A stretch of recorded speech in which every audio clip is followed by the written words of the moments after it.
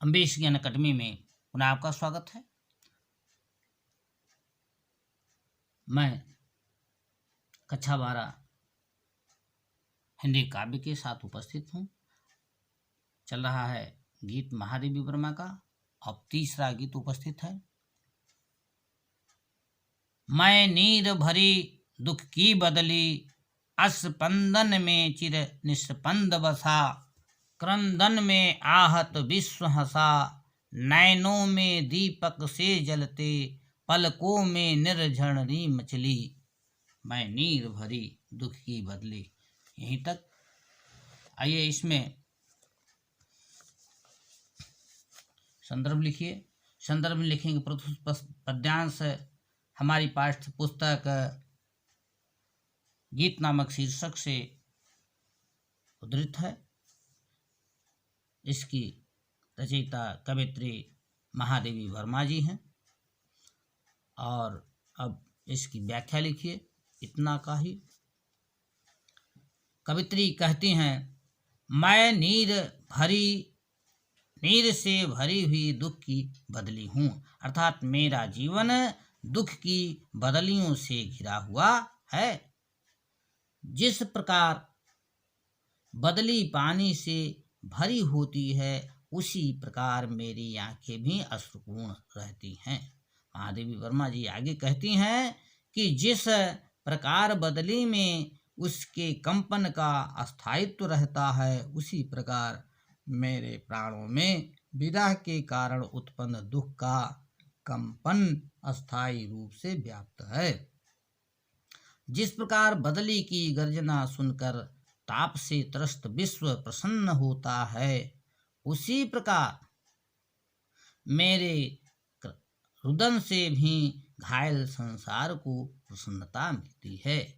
जिस प्रकार बदली में बिजली कौंधती है और उसके जल से नदियां प्रवाहित होती हैं, उसी प्रकार मेरे नेत्र भी विरह वेदना में दीपक के समान जलते रहते हैं और मेरी पलकों से नदी के जल के समान विरह के आंसू निरंतर बहते रहते हैं। पलकों में निरंतर निर्झरणी मछली निरंतर बहते रहते हैं। आइए इसमें काव्य सौंदर्य देखते हैं। भाषा खड़ी बोली, अलंकार रूपक, उपमा एवं मानवीकरण, रस वियोग श्रृंगार, गुण माधुर्य, शब्द शक्ति लक्षण है।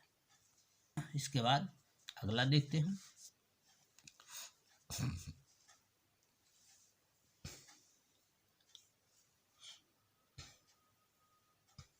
मेरा पग पग संगीत भरा, श्वासों से स्वप्न पराग झरा, नभ के नौ रंग बुनते दुकूल, छाया में मलय बयार पली, मैं नीर भरी दुख की बदली।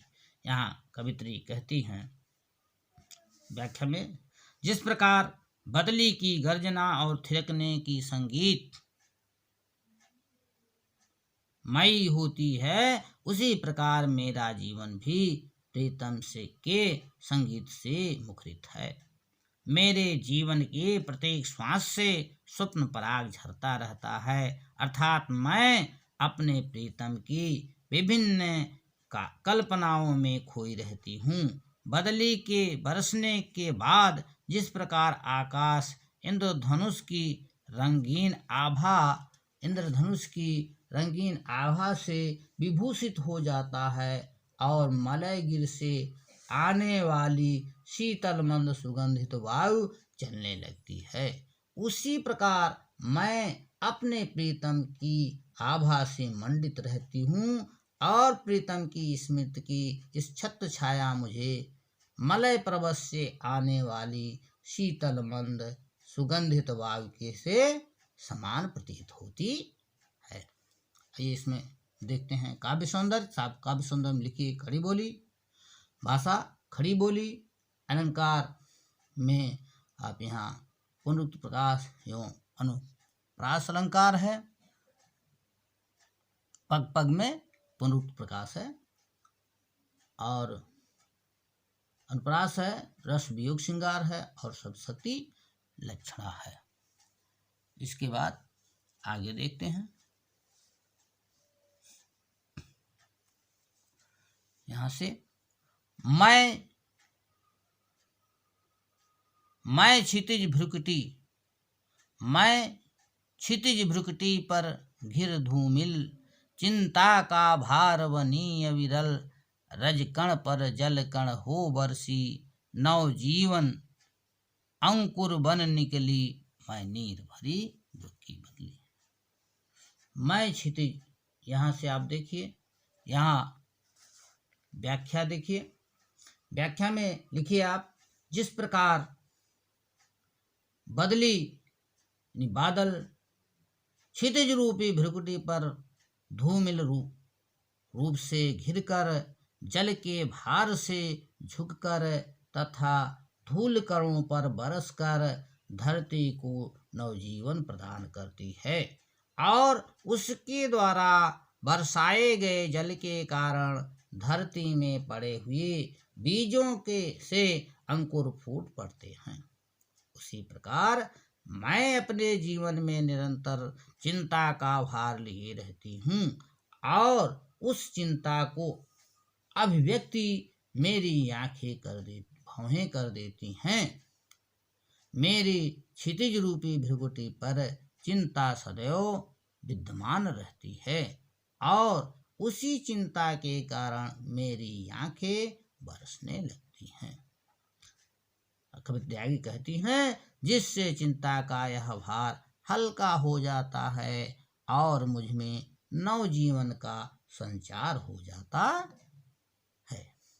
आइए इसमें काव्य सौंदर्य में भाषा खड़ी बोली है, और अलंकार रूपक एवं मानवीकरण है, रस वियोग श्रृंगार है, शब्द शक्ति लक्षणा है, और गुण माधुरी है।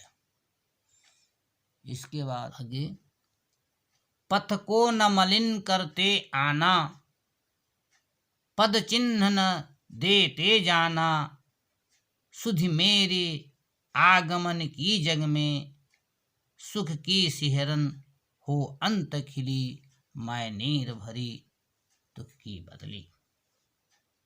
यहाँ लिखिए, पथ को न मलिन करते जाना।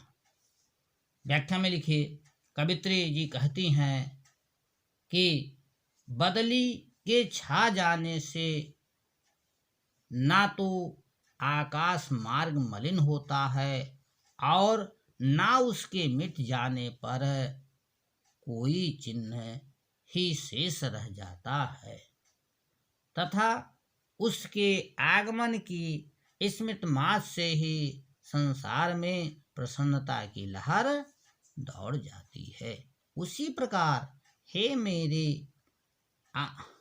प्रकार मेरे आने से ना तो संसार मलिन हुआ है, और ना ही मेरे चले जाने पर कोई पद चिन्ह शेष रह जाएगा। फिर भी मेरे आने की स्मृति मात्र से, याद आने मात्र से संसार में उल्लास की सिहरन उत्पन्न हो जाएगी। आइए इसमें काव्य सौंदर्य देखते हैं। भाषा शुद्ध खड़ी बोली, अलंकार मानवीकरण एवं अनुप्रास है, रस वियोग श्रृंगार है, शब्द शक्ति लक्षणा है, और गुण माधुरी है। और आगे देखते हैं। आगे, विस्तृत नभ का कोई कोना, मेरा न कभी अपना होना, परिचय इतना इतिहास यही, उमड़ी कल थी मिट आज चली, मैं नीर भरी दुख की बदली।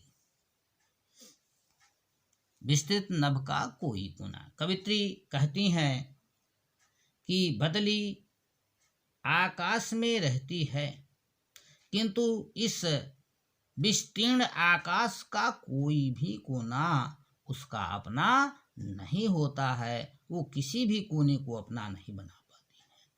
वह तो मात्र इधर उधर भ्रमण करता रहता है। उसका परिचय और उसका इतिहास तो केवल इतना है कि वह अभी अभी उमड़ी थी और देखते ही देखते मिट जाती है। इस प्रकार महादेवी अपने जीवन के विषय में कहती हैं कि इस विस्तृत संसार का भी कोई भाग मेरा अपना नहीं है। मेरा तो केवल इतना ही परिचय है कि यही इतिहास है कि मैं कल आई थी और आज जा रही हूँ। मिट आज चली और आज मैं जा रही हूँ। इसके बाद यहाँ पर काव्य सौंदर्य देखते हैं। काव्य सौंदर्य में भाषा शुद्ध है, खड़ी बोली है, अलंकार अनुप्रास और मानवीकरण है, रस वियोग श्रृंगार है, शब्द शक्ति लक्षणा है और गुण माधुर्य है। अंत में कहना है कि यदि आपको ये पसंद आया तो लाइक करेंगे और शेयर अवश्य करेंगे, और कैसा लगा आपको ये वीडियो कमेंट में लिखकर जरूर भेजिए। धन्यवाद।